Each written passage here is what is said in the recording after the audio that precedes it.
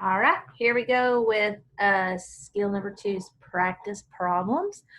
So I hope the notes weren't too confusing, but I think it may be helpful once you go through some of these practice problems and work a few of them out and kind of see that repetition, and then hopefully it'll start making a little bit more sense. All right, so here we go. First one, so this is the quotient of powers rule. This is the very first one we talked about. This is the one that said, whoops. This is the one that said if it has the same base, okay, which all of our examples were the same variable, but in this case they have the same base number as well, then you're going to take the exponents and you subtract them, okay? So in this case, we have the same base of 5, so we would keep our 5, and then we would take our exponents, the one in the numerator, and subtract the number in the denominator. Okay, so let's say 5, and that would be to the third power. And so then we can continue simplifying that, and we can actually get that one all the way simplified down to 125. So that's all you have to do. Okay, so let's look at number 2. Now, if you feel confident in this question, you can go ahead and pause the video, work it out, and see if you get it, and then we can check it. All right, so first thing I notice is that it's a division problem, okay? So that automatically reminds me of the rule that if they have the same base, then we subtract their exponents. So do they have the same base or the same variable? Yes, they both have m. So I'm going to take my exponents and I'm going to subtract them. So 6 minus 4 would give me m squared. And that's it. Can't go any further than that. So that's all you do for number 2. Next, okay, the only difference in this one from the 2 above it is that now we're working with 2 different variables, okay? So I am dividing, all right? Just take it one step at a time. Look at each individual variable, okay? So I have a p and a p, all right? So p to the 5th power divided by p to the 2nd power. We would keep the same base, and we're going to subtract our exponent. So 5 minus 2 would give us 3. All right, then I have the same base n and n, so I keep that same base, and then I'm going to subtract my exponents. Oh no, this one doesn't have an exponent, so I know it's understood to be 1. So 4 minus 1 is 3, and that would be your final answer. Okay, keep on trucking. Right. So I notice I have a division problem here. So I have the same base, a and a. So we're going to keep that same base. 2 minus 1 would just be 1. Or you could just simply leave it as a. Because the 1 is, if there's no exponent, it's understood to be 1. Okay, so you wouldn't even have to put it. Okay. So next one, I notice it's a division problem. Okay, so I have my x and my x, that's the same base. So if I have the same base, and then I'm going to subtract the exponents. So 5 minus 5 would be 0. Well, anything to the 0 power is going to be 0, so it really just cancels out, which we know would be true if that was 2 to the 5th power over 2 to the 5th power. Why did I choose 2 to the 5th power? 2, 4, 8, 16, 32. Okay, so that would be 32 over 2, 32 over 32, and that would just equal 1. Okay, so essentially they're just canceling each other out. Basically, if they are the same thing, they will cancel out. Okay, next, I have the same base here, y and y, so I'm going to take my exponents and subtract them. So that'll give me y. 3 minus 2 is 1, which again, just like on the last one, we can just leave it as y. Okay, not too bad. All right, moving on to number 6. You can see that this time I have some numbers. Let me use a different one. I have some numbers that I have to deal with first. okay? So I would just divide those like you would simplify any fraction. So -2 divided by 14, okay? That's not 14 divided by -2 because a lot of you are automatically going to think -7, okay? But it's not that, it's backwards. So -2 divided by -14. Give me 1 second while the calculator loads. Now, one thing I forgot to tell y'all in any of my previous videos is that I know a lot of you don't have access to the calculators like we did in class. There is actually a TI-84 app that you can get on your phone, and it's free. And it looks very similar to what you see on my screen here. And you can use that calculator. It's a lot better than the one that comes on your phone. Okay, so I'm going to do -2 divided by 14, and that equals this long decimal, but remember I can hit math, there's fraction, and I can hit enter, enter, and it gives me the fraction. So that's -1/7. Okay, so I'll just come over here, that's going to be -1/7. All right, and I left it long because I still have to deal with these variables. All right, so I see that I have the same base of y. Okay, so those are going to stay the same.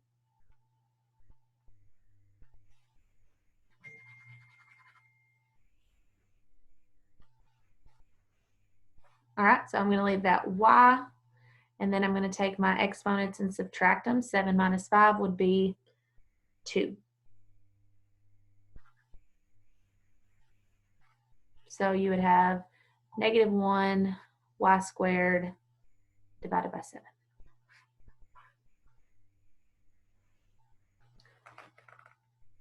Sorry, my phone was on loud. All right, 2 more for this particular skill. Now, don't let this one confuse you because it's backwards. Nothing changes about our rules. Okay, so this one has x to the first power, y to the 6th divided by y to the 4th power times x to the first power. Okay, so this one starts with the x and it's right above my y, but we still have to combine it with the same base. So I have x here and I have x here. So same base, I'm going to subtract the exponents, 1 minus 1, they just are going to cancel out. All right, and so then I have my y's, okay, and I'm going to take my exponents and subtract them. So I'll keep the same base, 6 minus 4 would give me 2. Okay, all right, last one for this particular rule. Okay, so let's just break it down, keep each base together. Okay, so I see it's division, so I have r and r. So I'm going to take those exponents and subtract them. So I have r, 7 minus 3 would be 4. All right, then I have n and n. So I'm going to take those exponents and subtract it. So 7 minus 3 would be 4. And then I have t and t. 2 minus 2 would be 0. So those just cancel each other out. And your final answer would be r to the 4th power, n to the 4th power. Okay, so that is all of those. So make sure you have all of those copied down. So once you practice it and you see it over and over and over again, it makes it not as scary or seem as complicated. All right, next we're going to do the power of a quotient rule, which is very similar to the multiplication rule, okay? Anytime you have a fraction, anything inside parentheses raised to an exponent, you have to take that exponent and distribute it through everything inside the parentheses, okay? So there's only 4 of these, okay? So I'm going to break this video up into 2 parts just because I don't want it to be too long. Okay, so after this video, it's going to stop and I'm going to make a separate video for for the zero property and the negative exponent property. All right, so let's get right into it. Okay, so I say that I have a fraction in here and it's raised to the third power. So first thing I know, anytime anything's being raised to a power, inside of parentheses, we have to distribute it through to everything, including the denominator. Can't forget about that. All right, so let's just break it all up into parts on this first one, and then we'll simplify it at the end. So 2 cubed, so that's 2 to the third power. And then we have a squared to the third power. So when you're taking a power to a power, you multiply them. So that'd be 2 times 3. Okay, that's a rule that you learned in my first video, my skill number 1. Okay, so this, you can see how that skill is being built on for this skill. All right, and then we have b to the first power cubed.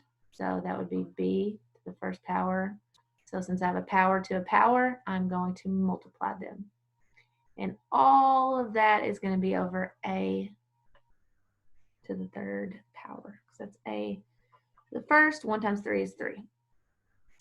All right, now let's simplify that even more. So 2 to the third power is going to equal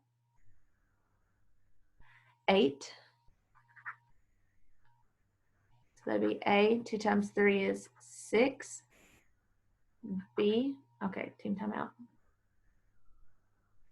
Let me just draw like a little line here so that's not all blended together. All right, so 1 times 3 would be 3, and all of that is divided by a to the third power. Now, a lot of y'all might think we're done there, but then we have to remember the quotient of a power rule. I see I have a division problem here, and I see that I have a variable here and a variable in my, I have a in my numerator and an a in my denominator. So we can simplify that even further. Okay, since they have the same base, we're going to subtract their exponents. So that can be 8a, 6 minus 3 is 3. Since there's no b's in our denominator, we can just leave that b to the third power. Okay, and then we would just leave it like that. All right, so that's not too bad. You just have to remember, sorry, I'm trying to break all this up. You just have to remember all of your rules, okay? And that's gonna come with practice. So if you would like extra practice, I can send that to you if you would like it. All right, number 2, we have this exponent here on the outside. So we're gonna take that exponent and we're going to distribute it to everything on the inside. I don't know why I keep using this blue color. It's not the easiest to see. All right, so we're going to take that cubed and we're going to distribute it to everything inside of our parentheses. Okay, so 4 cubed. I can't think properly right now. Let's just do it in our calculator. 4 to the third power is 64.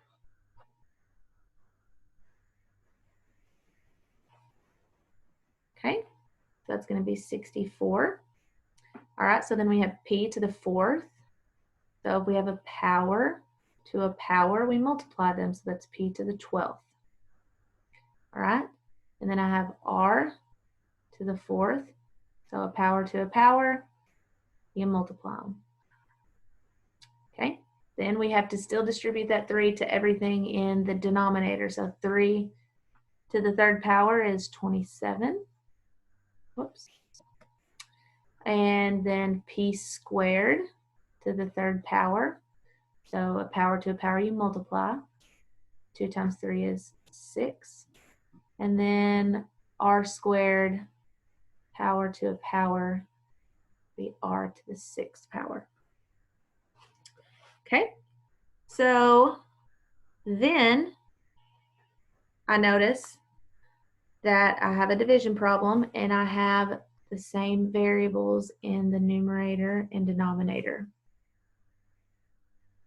Numerator and denominator. So based off of the quotient of power rules, I can take these exponents here and subtract them. Okay, to simplify it even further. All right, so that would be 64. Keep the same base. 12 minus 6 would be 6. Keep the same base, r. 12 minus 6 would be 6, and all of that would be over 27.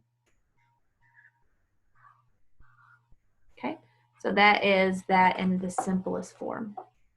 All right, 2 more. Stay with me. We can do this. You're doing great. Okay, I just want you to not give up on yourself. Okay, it's going to be all right. Next, we have this problem here. Okay, so I see a lot going on inside my parentheses, and it's raised to the 4th power. So I have to distribute that to everything inside of my parentheses. Okay, so I have 2 to the 4th power, which would be, whoa, 16. Why is that so wonky? 1 second. Okay, r to the 5th power to the 4th power, power to a power, you multiply them. So that would be r to the 20th power. And then w, 3 to the 4th power, you multiply, so that'd be 12. And then we still have to distribute that exponent to everything in the denominator. So that would be r to the 4th power times 4, which is 16, and w to the 3rd power to the 4th power, power to a power, you multiply, so that would be 12. Okay, so let's simplify this out. So what I notice is that I have same base in my numerator and denominator. So what do I do with my exponents? Subtract. Okay, so I can keep that 16 because nothing's changing there. Keep the base, r. 20 minus 16 is 4. All right, and then I have the same base here, w and w. So I'm going to take my exponents and I'm going to subtract. 12 minus 12 is 0. So essentially those are, whoa, canceling out. So your final answer would be 16r to the 4th power. All right, last question. All right, all of this getting raised to the 4th power, so we know we have to distribute it. Okay, so I'm just going to show that I'm distributing it to the numerator and denominator. So 3 to the 4th power, can't think about that in my head right now. So 3 raised to the 4th power is 81. 81. Okay, so r to the 6th power to the 4th power, power to the power, multiply. 6 times 4 is 24. All right, then we have n to the 3rd power to the 4th power. So keep the same base. 3 times 4 is 12. All right, then we have to distribute that 4 to everything in the denominator as well. So 2 to the 4th power would be 16. R to the 5th power to the 4th power, we multiply. So 5 times 4 would be 20. N to the 1st power to the 4th power would be n to the 4th power. Wow. Sometimes my pen spazzes out.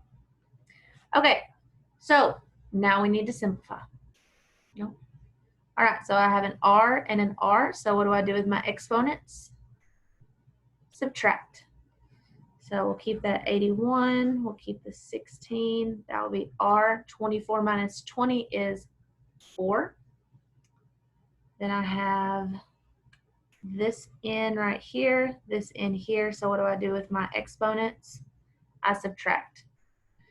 So I keep that the same. 12 minus 4 would be 8. And then that would be my, whoops. Oh my gosh. Final answer for this. Okay, so remember, make sure you're getting these notes copied. take a nice, organized, clear photo of them with your name, send it to me in an email, remind, or straight onto Google Classroom. And remember, there's one more video going over the rest of the practice problems. Okay? All right, see you guys.